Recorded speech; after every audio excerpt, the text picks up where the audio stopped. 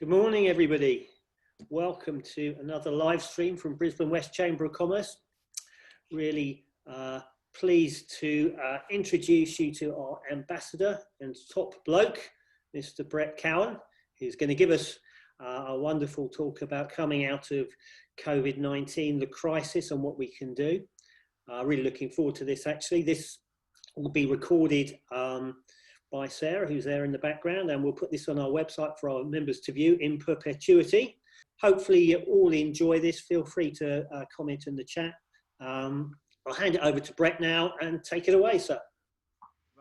Thank you everybody for joining me and the Brisbane West Chamber of Commerce for this presentation. I hope that you gain something out of it. Certainly I've been working in this sort of field for maybe a decade, and I've really enjoyed the time that I've had, and I feel that it's led up to the opportunity to sort of to witness this pandemic and to be able to therefore maybe help organisations, not just in terms of consulting themselves, but equally to give insight into, the sort of things that I witness and the sort of ways that we're addressing the challenges that the pandemic presents.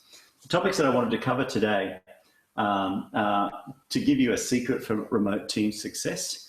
Now, remote teams, kind of the way of working that we've got right now, will they remain? Highly likely. There's a huge amount of information out there that large organisations are pushing that a large percentage of their workforce should remain working remotely as opposed to coming into the office all the time. And I wanted to give you a secret that will guarantee that your remote teams are successful in their work. I wanted to talk about innovation and new ways of working, and I wanted to talk about agile as a path to a positive company culture now, and why that's important. So we'll be covering that off. So first up, let's talk about what we're seeing right now. What is the pandemic and what does it actually mean to the world as we know it?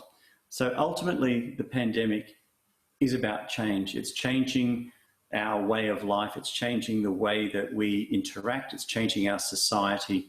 And I just wanted to look at the history of change on a very broad scale, and to talk about what the impact of those changes were. So the first most significant change is the spark of life that billions of years ago, all of these asteroids and meteors pummeled the Earth and changed the way that the Earth was growing up, and gave rise to hydrogen cyanide. And hydrogen cyanide is the basic building block of life. And it was because of this traumatic and crazy change of these meteors pummeling the Earth that gave the spark of life to the Earth. And you can see what happened as a result. So that's not necessarily the worst thing in the world, that this traumatic change occurred to the planet. Equally, Isaac Newton.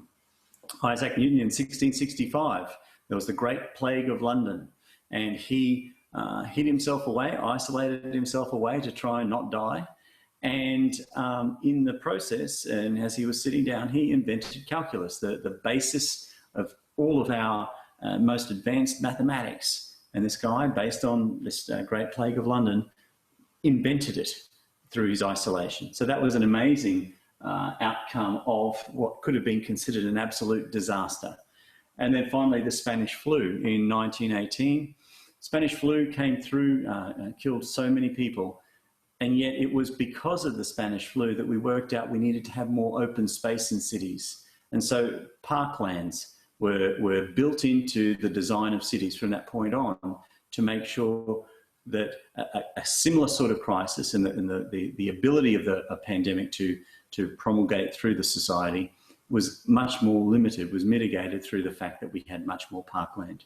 So they're examples of dramatic and catastrophic change actually bringing about good things. So just because we're in the midst of a pandemic or coming out just on the other side of a pandemic doesn't mean that we've got just disaster ahead of us. There are potentially good things to come out of it. So the question is then, where are we in the pandemic cycle? Okay, so Gary Bowles created a concept of change within the pandemic and described the pandemic cycle. And there were three phases to that. There was the survival. So when it first hit, we're going, oh my God, what is this? What are we going to do? There's the revive, when we kind of try and work out what the rules are. Now that we've kind of worked out that we're not all going to die. Okay, cool. Now how are we going to move forward? And then phase three, the thrive. Once we've worked out the rules, okay, now let's actually pick it up and start really working with the new rules of the game. We can do that because we start to understand those rules. So if we look at the Cynefin complexity theory and where that means we sit now within the revive phase of it, it's a complex problem. It's a complex problem. And what a complex problem means is that the most appropriate way to deal with a complex problem is in experimentation. So you don't want command and control. Command and control is great for chaotic sort of things, but it's not great in a complex situation. A complex situation means that there is no obvious cause and effect. So you can't sit down and analyze a problem and say, okay, what will happen if I do X? There is no actual solution for that. The only way to know what will happen if I do X is to try doing X and then to see what happens. Now, the key with that is to make sure you don't do X in a way that's actually going to hugely be detrimental if it fails. You want to do a little step of X and actually see, oh, actually that wasn't too bad, or that really was good. I can see that that's heading in the right direction, or no, that seems to be going in the wrong direction. Let's actually switch that around and actually start doing more of something different. And then we see, ah, yes, that's the right way. And that's the only way that you can deal with complexity, because by definition, complexity, you can't know what the effect of an action is going to be until you actually do it. So hence, you land on experimentation. Talking about remote teams and working out why we're talking about remote teams, 77% of people at the moment say that they want to work from home. They want to keep working from home. Now, you wouldn't expect it to be 100%, but 77% is actually a significant number of people. And by end of 2021, 30% of people will be working from home multiple days a week. So it's very, very definitely driving the direction of how we're going to work forward in the future is going to be very much inclusive of remote teams, which is why I really wanted to share with you the secret to make remote teams work really well.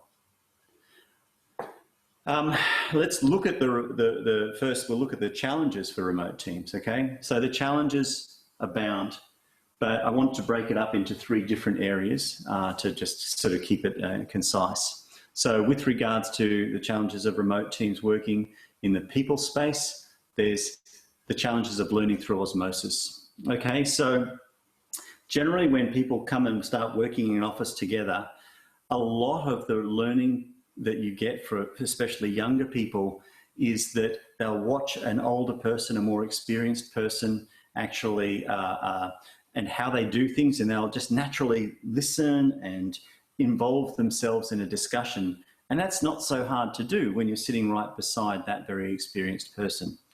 But when you're remote working, you don't necessarily get that opportunity, right? You don't have the opportunity of saying, hey, I heard John just over there saying that he's about to start talking about this design. I'm really interested in that sort of design. I'm going to go over and listen to him.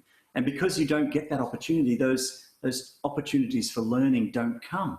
So there's a large organisation in Brisbane where they did a survey of their younger people.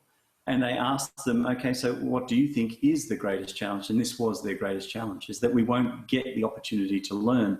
So bringing up the next generation of people to be inspired and to be learning from the older generation may not happen as well.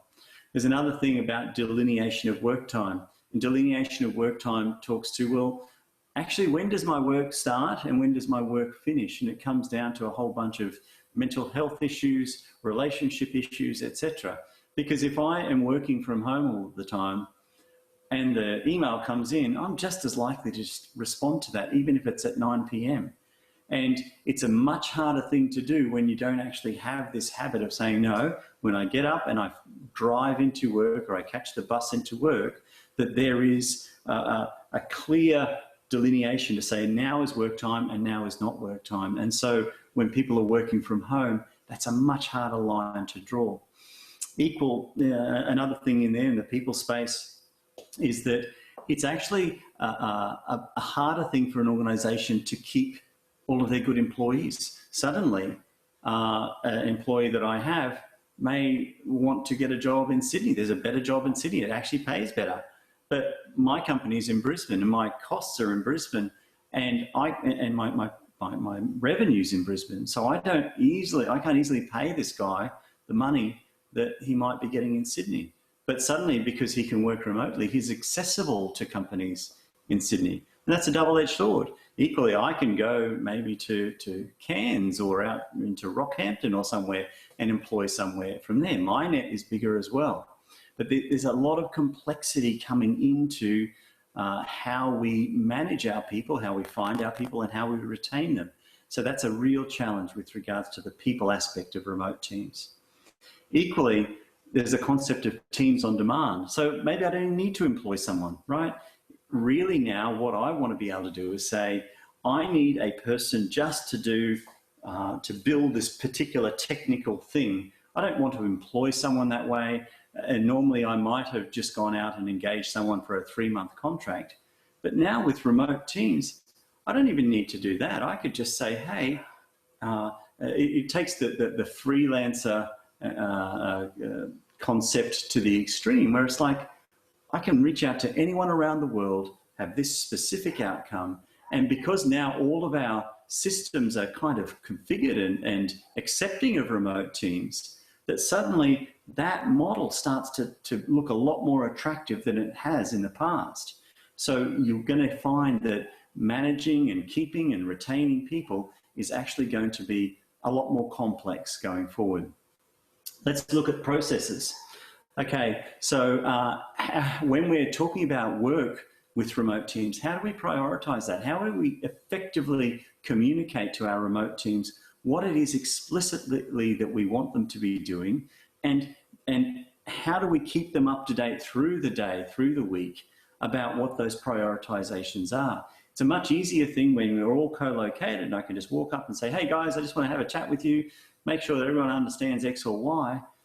There's a whole bunch of stuff that gets different and more complicated and more challenging when it comes to keeping people prioritized when you're remote. Equally with regards to oversight, how do I keep track of the people that I've got working for me? How do I know that they are working? There's a big hoo-ha in the paper the other day around UQ students being upset about their invigilation, so people monitoring them when they're doing their exams. And I can understand that. I would hate the idea of somebody tracking every move that I make, watching every keystroke that I do, even whilst I'm in an exam. It's so Orwellian, it's crazy. And yet this is a very grey zone that we're being pushed down because of this pandemic. So that's a key issue in that space. And then finally, in terms of leadership, with remote teams, the concept of delegating down is a much more explicit task for leaders, for managers. So it's a different way of working. People have to learn new skills and have to adopt new tools in order to be able to hand off things to their team and delegate that authority to them to allow them to just get the job done. And equally, how do we enable fun within our teams? How do we keep motivation up? How do we still feel like a team, but also keep focus? You know, it's a very, very tough challenge, but there is an answer. So ultimately, all of these things are a problem that can be solved in terms of a technology by digital transformation. But there is one thing that overrides all of this in terms of being successful. And that's what I wanted to share with you right now, is a guarantee for successful working with remote teams. It'll be low cost, effective, inclusive, and simple. And what it is it's experimentation. because there is no one size fits all solution out of the box. People may say that there is, people may try and sell you that solution, but there is no one solution because every team is different, every society is different, every organizational culture is different. And if you pick up something and say, this will work here, without assessing the whole thing, without actually allowing the team themselves to come up with it, you can guide them, you can point them in the right direction, you can put a process of continual improvement in place so that they have the opportunity to discover what their optimal way of working is. But it will always revolve around experimentation. Thought experiments are one thing. Actually putting the thing in place and saying, hey, let's try this is another thing entirely. And it's through that actual attempting something and giving it a go and designing that experiment appropriately so that it actually gives you the insight that you need, the value out of doing the experiment. That's the hard thing about experimentation, because it's not good enough to say, hey, let's just try this and we'll see how it works. There is a very explicit process that you need to go through so that you actually gain the benefit and don't keep making the mistakes that you shouldn't. Making mistakes is part of learning, that's fine. But where making mistakes actually have value is when you learn and you actually adapt as a result of those mistakes. Keeping on making the same mistakes, as you know, is the definition of insanity. You're never going to change the outcome if you keep doing the same sort of thing. So where it won't work is if your culture is one of blame or covering up mistakes. You need to be open about this. You need to be happy that people have tried something and reward that. You can't have a culture where people just blindly follow the established best practice. Well, this is the way we've always done it. This is definitely how it should be done. There is no definitely how it should be done. Each team is different. Every person in that team is different, and they will find out their own way of doing things that is the best way for them. We need to have a culture where we challenge the concept of, well, this is the way our system works in this company, and therefore we just have to follow this system. I was talking to a customer yesterday where there was definitely a drive to weed that concept out, to actually challenge the normal way we do things. And that is a tremendous benefit for the organization. It's painful. It can put some people, into a very challenged position, but it's incredibly valuable. And equally, what will end up happening is that your talent will leave. If you don't actually enable your people and allow them to try and find their optimal cadence, their optimal rhythm, their optimal way of doing things, they will actually leave, because other organizations will give them that opportunity. And that is what actually motivates people, the opportunity to actually improve and discover things for themselves. So let's look at an example of an organization that has absolutely nailed their culture. Tesla. Okay, so Tesla is a place where culture is king. And you look at what the organization does and the reason how they can do what they do, and it is purely based on their culture. There's articles out there, there's statements out there that say, well, they exploit their people. I challenge, when I see that sort of statement, I challenge that, because I don't think that they exploit their people. I think they motivate and they inspire their people, which can seem like you're exploiting the people. But these people are absolutely bought into the concept of Tesla. And you can see that when you can get a stat that says 89% of employees at Tesla believe their work is having a positive impact on the world. If that's your job and you believe that you are actually improving the planet and making everyone's life on the planet better, it's easy to understand why you're so committed to doing the job, and the best job that you can possibly do. Tesla has an anti-handbook handbook, and it's an amazing read. It's available. We can share the link where you can get it from if you don't want to Google it. But Basically, it starts off with this statement: we're Tesla, we're changing the world, we're willing to rethink everything. And that is just such a line in the sand. When you walk in and you're an employee of Tesla and that's the first thing the company says to you, that just makes such a difference into how you start thinking of being here. The rest of the thing, I'll just read some quotes from it for you, just so you get an idea, but I really suggest that you do download that and read the whole thing. It's only 4 pages. The entire handbook is only 4 pages, but it's so impactful and it sets the tone. And you very quickly know, after reading that, I belong here or I don't. Sort of things that are listed in there. Anyone at Tesla can and should email or talk to anyone else according to what they think is the fastest way to solve a problem for the benefit of the whole company. You can talk to your manager, you can talk to your manager's manager, you can talk directly to a VP in another department, you can even talk to Elon, right? Reading that, you are now, there's no chains on you. You just make the thing happen as well as you possibly can. If something's getting in your way, talk and make sure that everyone understands what's going on. Another quote: no one told me is an excuse that will never fly here. Your number one job, everyone's number one job, is making this company a success. Can't get more clear than that. I don't care what your role definition is.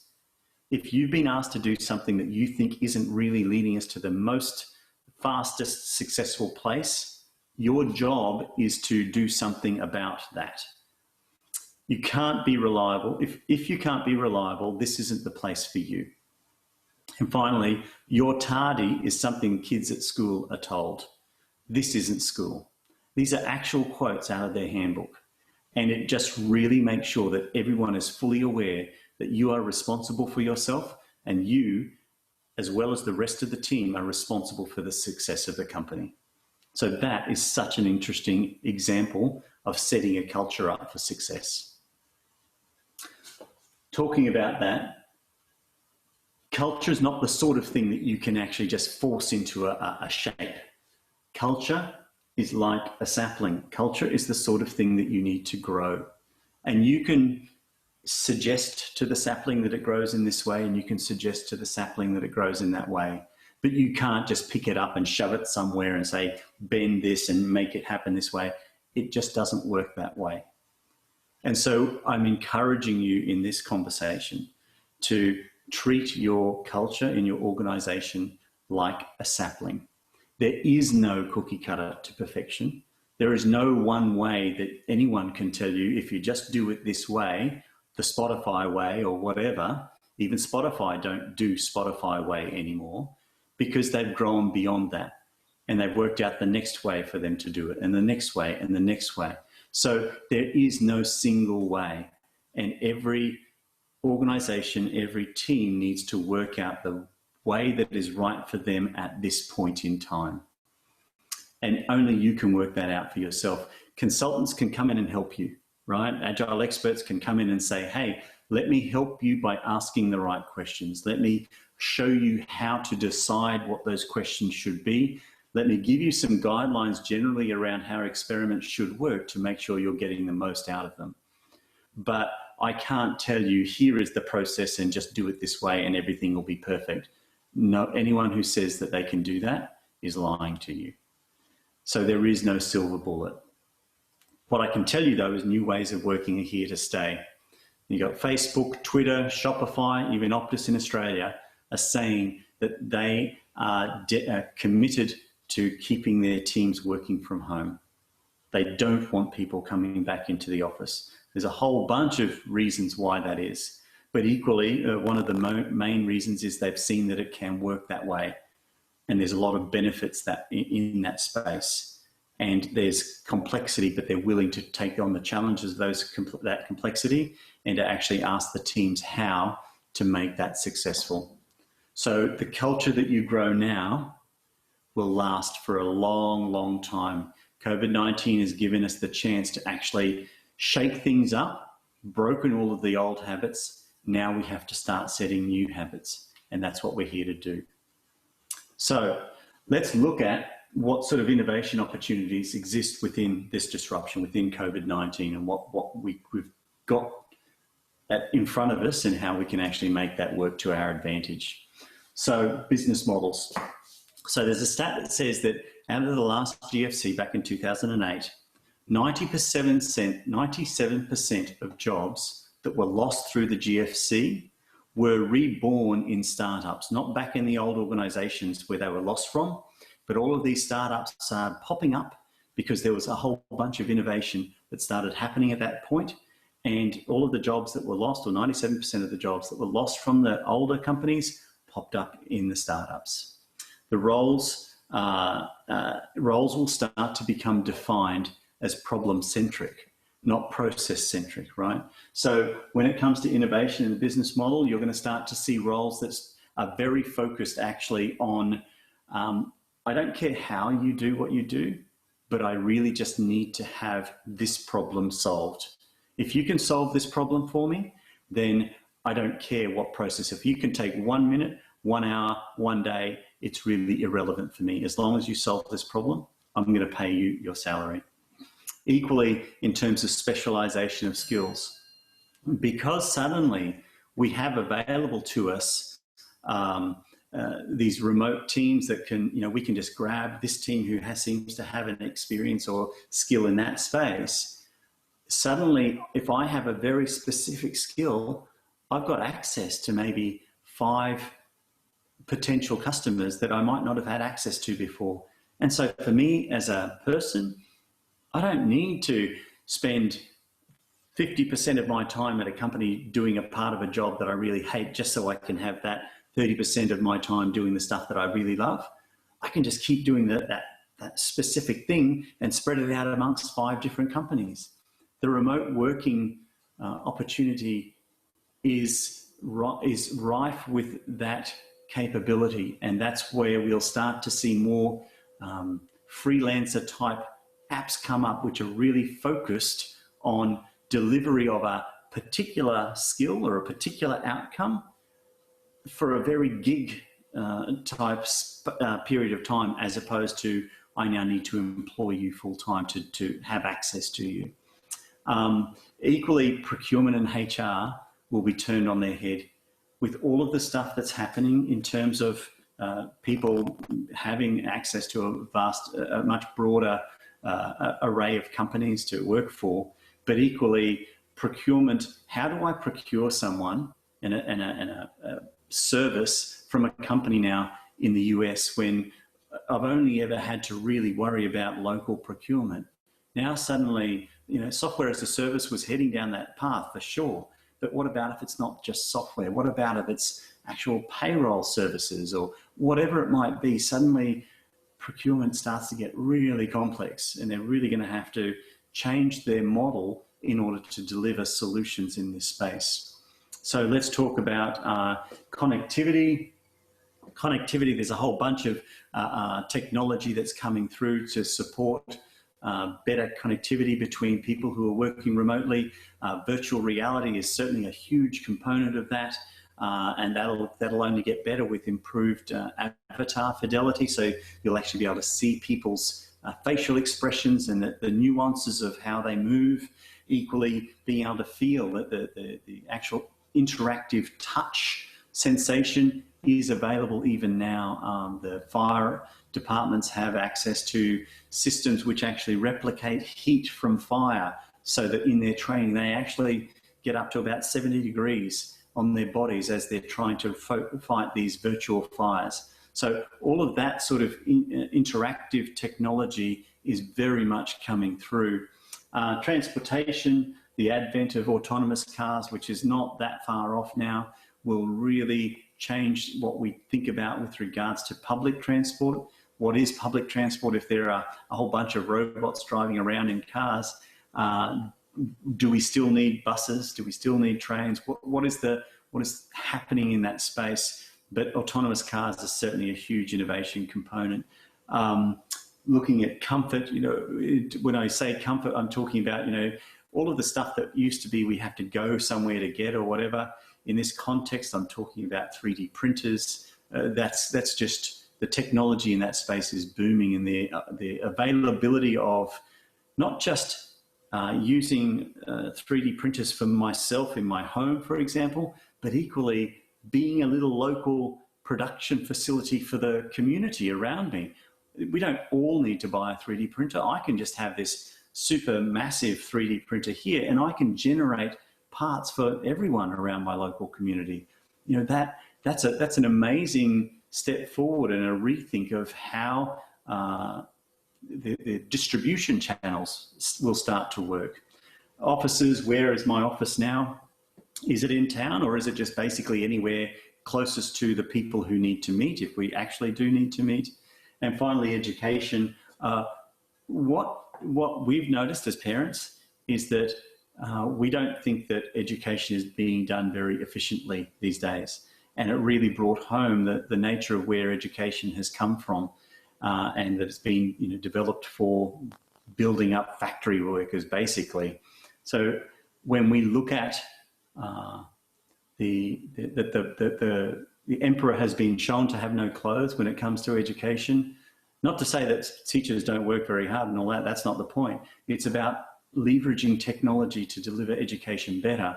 I can't believe that there won't be a huge amount of innovation in that space in the next couple of years. But ultimately, an agile culture is key to enabling all of this innovation to come through, because an agile culture is all about accepting and embracing perpetual change. Let's talk about agile. So agile is a philosophy which embraces the perpetual pursuit of perfection, knowing it can never be achieved. So agile is actually based on a Buddhist philosophy. And within Buddhism, there's this concept of impermanence, which says that nothing ever stays the same. And agile was developed and uses that as a foundation piece. And so what that means is that you have now a vehicle, a methodology, a way of working, a philosophy that actually embraces perpetual change and shows you different ways that through the implementation of agile techniques within organizations, it actually shows you different ways that you can actually implement processes that embrace change. Traditional project management, traditional change management has said, we are going to try and actually set a target and stick to that target and make sure that come hell or high water, we deliver that on time and in budget. Whereas agile as a philosophy says, there is no way that we can actually ever commit to an explicit outcome, because things, even if we commit to it now and we have all the best intention of delivering that, we will actually, that will change in the process of us moving through time. And that means that we will actually not achieve what we committed to achieving. So we need to have a process that embraces and has as a foundation acceptance and embracing of constant change. So the values within Agile are that we've got individuals and interactions over processes and tools.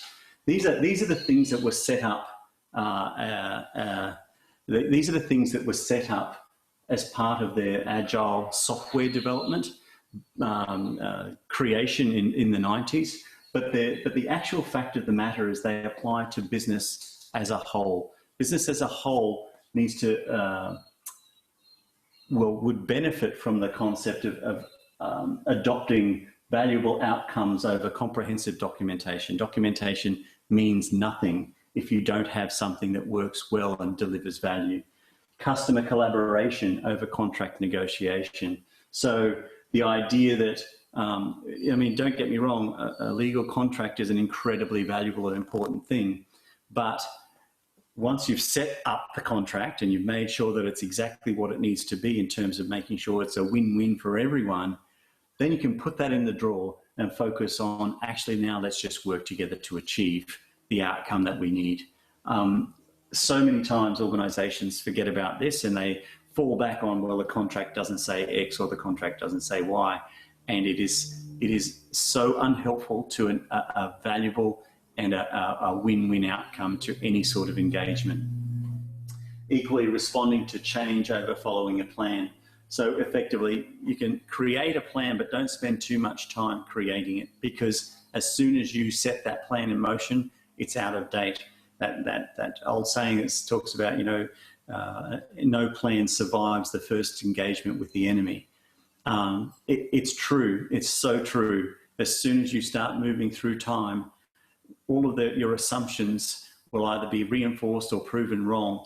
And there is no person on this planet who can see the future. And so there will always be assumptions that are proven wrong. So what we need to do is set up processes that respond to change rather than blindly following a plan. So they're the values that Agile as a philosophy embraces. And then if we actually look like what an Agile culture looks like for an organization, let's look at those things. So its foundation is the people, okay? That we need to have teams that actually work in cross-functional teams. What that means is that we don't have just a person who says, I only care about this. If you think back to the Tesla handbook, there was nothing, it said that you are responsible for the success of the company. So you have a part to play in making sure that everyone is doing the right thing. So it's not about people having silos, it's about people making sure that they are engaging and interacting with each other. And it's the relationships of those people that will actually lead to a successful outcome and a valuable outcome for the organization. In order to do that, people have to trust. People have to trust. And what that means is that people start to believe that, well, I don't need to look over your shoulder in order to achieve, to make sure you're doing the right thing. If you say that you've done the right thing, I need to be more considerate about, have you truly understood what it is that we need to be doing? As opposed to, I'm going to check on you and you need to give me the status report, and I'm going to make sure that I don't just believe that I'm going to actually, track that down and spend a lot of my effort and my time overseeing you, as opposed to just allowing you to do what you need to do. A huge part of being able to do that is based on your communication. So if you're not clearly and effectively communicating what it is that you need and the why are we doing what we are doing, it's incredibly hard to have to sort of rely on people and to trust them if there's a limit to the ability for them to understand what it is that they're doing for you and how you're supposed to be working together. So communication is a huge component of an Agile culture. Next is talk about adaptation. Adaptation, what that means is when we discover that things could be better, we actively do something about it and we actually implement the change. Right? The fact that there are so many places that I've interacted with, and you talk to the people on the ground who are doing the process, whatever it might be, and you say, and I do ask this question often, so if I asked you for the 5 things that you would do differently if it was up to you that would actually lead to a better outcome in your job, whatever it is that you're asked to do, could you tell me explicitly those 5 things? 100% yes. Yes, I know exactly. They laugh. They normally laugh. Say, yeah, absolutely. Absolutely. I know 5 things that I would do in a heartbeat that would make everything better. Not just for me, but for the customer, for whatever it is that I'm doing.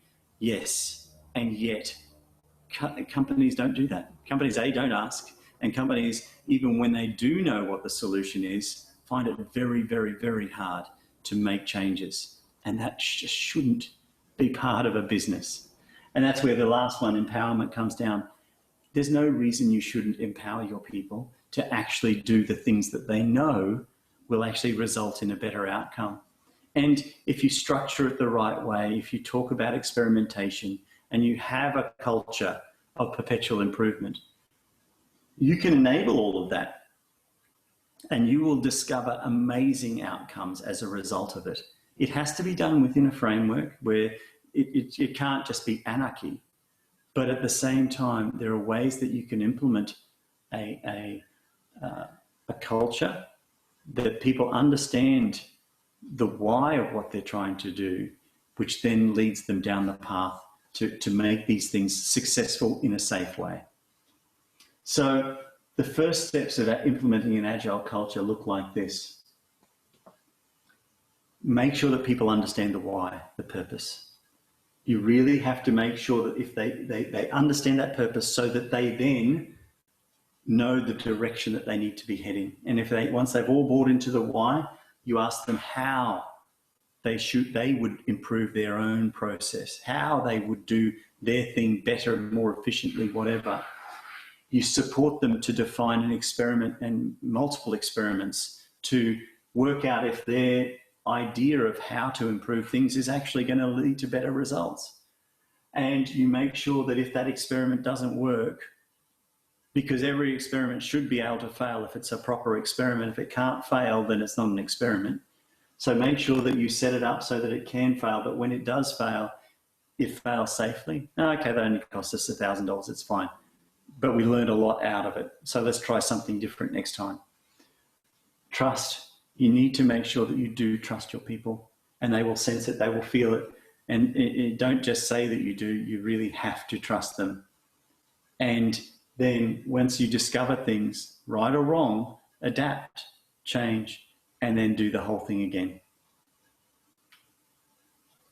So I can't count the number of organizations that I've worked for or worked with that have said this mantra, people are our greatest asset. Absolutely. But I'm yet really to see too many organizations that actually truly live by that, right? It's one thing to say, oh, look, our people, that's actually, what we build our wealth upon, how we deliver value to our customers. But then on the other side, you see them stripping away autonomy, making sure that they're paying the minimum possible, disempowering people, allowing poor behavior of management, and it destroys the initiative and motivation of all of their employees. And that's an incredibly damaging thing. And what you'll see, or where you'll see the modern ways of working are going, is to sort of encourage larger organizations to behave more like a startup. And it's not to say that startups are perfect, but one of the things that I can say about startups is that everyone is fully responsible to do whatever needs to be done. If you remember back in the Tesla handbook that talks to that. And one of the things about people in startups is they could never be replaced by a robot, right? So one of the big fears of people is that robotics are going to come along and take away all of our jobs. Well, in terms of a really consistent, repeatable job, that's highly likely. But, the sort of thing that you see in a startup where everyone is just doing everything to try and just make something better and better and better and trying to work out how to get it better, you'll never have a robot in that space. That's just not a robot's sweet spot. So COVID-19 is accelerating all companies to become more like startups. Not exactly like startups, but certainly more like startups. And so what I'm challenging you guys to do is to put your money where your mouth is, because I'm calling your bluff. I really want you to go with agility and those things back there to actually go back and talk to your people and say, tell me how you would do your job better. What are the things that get in the way of you doing your job better? Because as management, as leadership, that's your job, is to take away these blockers, to actually allow and enable your people to do their job. So talk to your people, ask them how, run experiments, design them appropriately, and when you get the outcome of those experiments, learn from them and adapt. Now, there's an agile scan. I'll just show you what it looks like here. There's an agile scan that you can access through Agility Insights, our partner. If you go onto our website down the bottom right, you'll see there's a Start an Agile scan. It looks like this when you go onto it. And you can enter your name and blah, blah, blah, and get all that done. And then once you get through effectively registering for it, and it's not a lot of stuff, name, address, whatever. once you get onto it, it asks you all of these questions. And those questions will generate a report for you, and it will show you the friction areas within your organization. So these are the questions. Thinking about your organization's operating environment, answer the questions below. We deliver on what we promise to our clients with attractive strategy and the right capabilities, and strongly agree, disagree, etc. And it asks you, I think it's about 27 questions. And you respond to all of those, and it will then generate for you effectively a heat map for where the friction points are in your company's ability to actually implement Agile and to have it working in an Agile way. So I really suggest that you run that. It's free. Give it a go. And I'd be interested to then talk to you about the results, because there's a whole bunch of different ways to analyze the outcomes of these things, and that's where the gold is really at.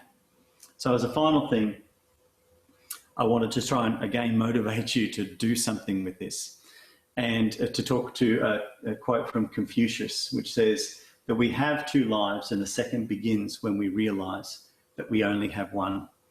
Right? That's an amazingly powerful and clever statement.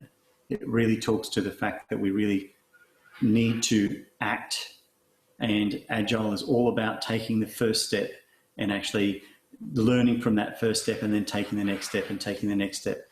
COVID-19 can easily mean that we feel paralyzed and can't move forward.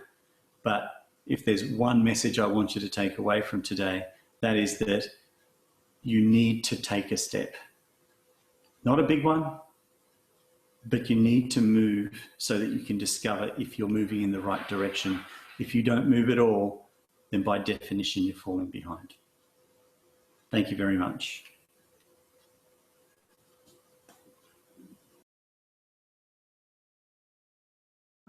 So if we're going to take our company culture from zero to Tesla, and you've introduced us to a lot of concepts and theory, what are the tools we can use to start getting into this? For example, are there sort of visual flow models or success point and timelines you can use? Could you just give us a bit chat around the help we can get with software, particularly, I suppose?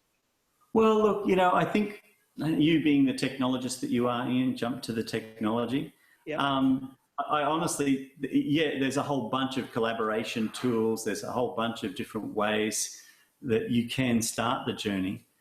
But I think one of the most important things that you can do is actually ask your team, get them on a Zoom conference call and get everyone available, and actually have a talk to them and say, this is actually what we want to be doing. Why don't you guys tell me what you think is the right way to start this journey? A whiteboard is an incredibly powerful tool, and there are all sorts of whiteboard apps. There's Whiteboard itself, which is a Microsoft thing. I think they bought it. But there's a whiteboard on Zoom. There's all sorts of different whiteboard type apps. And one of the things with that is that different people have different ways of taking in information. But the opportunity to allow people to either write words or draw pictures is an incredibly powerful vehicle. And it's very interactive. The whiteboard, as an example, is a very interactive thing. Everyone can write on that same whiteboard. And it gives everyone the opportunity to actually interact. And before you start going down the path of maybe wasting time, spending time trying to identify the most appropriate tool, like with anything that we've just been talking about, taking that first step and getting something happening, even if it's wrong, is better than spending a lot of time investigating. Just start and then discover better ways as you go. But if I was turning up to an organization, I'd first ask, are you on Microsoft at all? Are you already there? Are you on Google? What is your infrastructure underneath you? And I would try and leverage that as much as possible. So because more specifically in tech, obviously we use platforms like Jira to help manage the process. What other things are there for non-tech teams? So you can use, there's a bunch of retrospective apps out there that help you to actually structure an organization. There's a whole bunch of mind mapping tools that you can use to actually help structure. But all of these things you can be distracted by the tech, okay? And I know that I keep pulling back from trying to give specific examples because it's not about the tech. It's about having the process of actually sitting down and in talking with people. So the idea of mind mapping or design thinking, okay? So design thinking is a concept where you start at the very highest level of actually what is the problem that you're trying to solve, and not allowing a whole bunch of solutions to interfere with your really clear view of actually this is the thing that we need to be dealing with right now. And then, and you know, there are probably tools out there that help you with that. But the most important thing is that you have a facilitator to help you actually work through that process, because it's the interaction of people that's going to generate the ideas. And in my experience, when you start talking about tools, you derail the conversation. You start then talking about, well, I like this tool better than that one or whatever, or well, how do I get the tool to do this? And you'll spend 2 hours trying to work out the technical aspect of getting the tool to do that, when reality is that's not actually what you're there for. So I really do push back on the idea of talking about the tech a bit too much. The tech will flow based on once we start working with the team and start understanding what it is that they need, then the technical solutions will become obvious as an outcome of that. Okay, fair enough. So from Melissa, plans should be fluid. They're goals to achieve, but can change as time and people change. 100%. And the key with plans should be fluid is to make sure you're investing the right amount of effort in that plan at the start. Okay, so because plans are fluid, you don't want to be setting up, spending a whole bunch of time creating this massive plan that, you know, sometimes historically those things can take months. Whereas the reality is, as soon as you then engage, the plan changes, and then you spend, you know, sometimes projects have people, teams of people doing nothing but maintaining the plan. And when you see that, you know that that's a complete waste of time. So yes, appropriately designed plans with what we're going to do in the next day, really quite detailed. What we're going to do in the next week, maybe a bit less detailed. What we're going to do in the next month, a bit less detailed again. High level roadmap with high level, you know, we expect to have this release done by about this date, and that release will have something like this in it. That's as much as you need for big long-term things. And then as you're getting closer to the date, that's when the things start to bed down and to become much more explicit, because there's less chance of you not doing that and not achieving that because it's so much closer to your time now. Okay, thank you, Brett. All right, so time's up now. Anybody with any questions for Brett, how can we contact you? So you can just go to agileexperts.com.au is the website. Thanks everyone to attending. Thanks especially to Brett, and we'll see you all next time. Thank you very much.